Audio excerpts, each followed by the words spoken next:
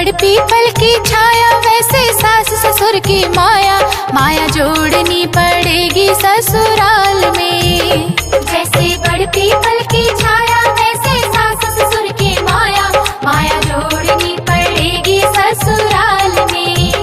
जैसे बड़ पीपल की छाया वैसे सास ससुर की माया, माया जोड़नी पड़ेगी ससुराल में। जैसे बड़ पीपल की छाया वैसे सास ससुर की माया, माया जोड़नी पड़ेगी ससुराल में। ओ माया जोड़नी पड़ेगी ससुराल में।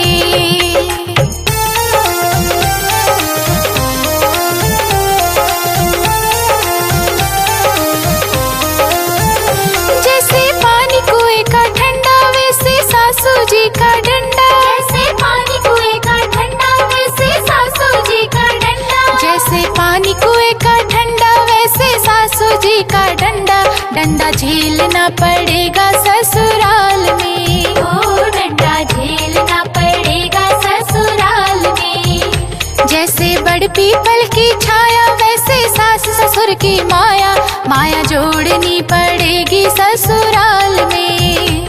माया जोड़नी पड़ेगी ससुराल में। ओ माया जोड़नी पड़ेगी ससुराल में।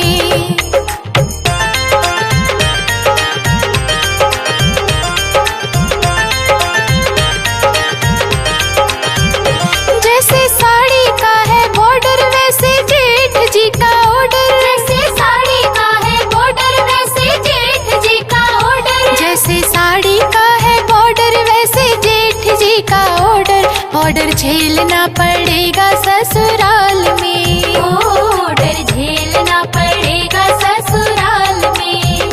जैसे बड़ पीपल की छाया वैसे सास ससुर की माया, माया जोड़नी पड़ेगी ससुराल में।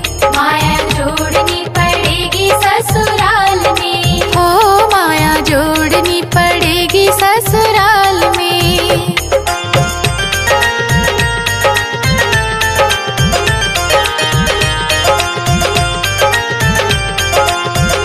जैसे चाबियों का गुच्छा वैसे देवर जी का गुस्सा, जैसे चाबियों का गुच्छा वैसे देवर जी का गुस्सा। जैसे चाबियों का गुच्छा वैसे देवर जी का गुस्सा, गुस्सा झेलना पड़ेगा ससुराल में। ओ गुस्सा झेलना पड़ेगा ससुराल में।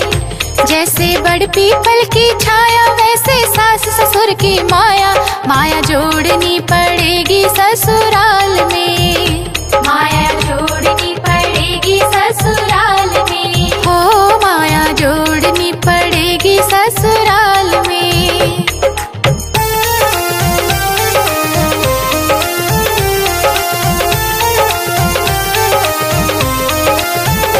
जैसे सावन का है घेवर वैसे नंदी जी का तेवर, जैसे सावन का है घेवर वैसे नंदी जी का तेवर। जैसे सावन का है घेवर वैसे नंदी जी का तेवर, तेवर झेलना पड़ेगा ससुराल में। ओ तेवर झेलना पड़ेगा ससुराल में। जैसे बड़ पीपल की छाया वैसे सास ससुर की माया, माया जोड़नी पड़ेगी ससुराल में। माया जोड़नी पड़ेगी ससुराल में। ओ माया जोड़नी पड़ेगी ससुराल में।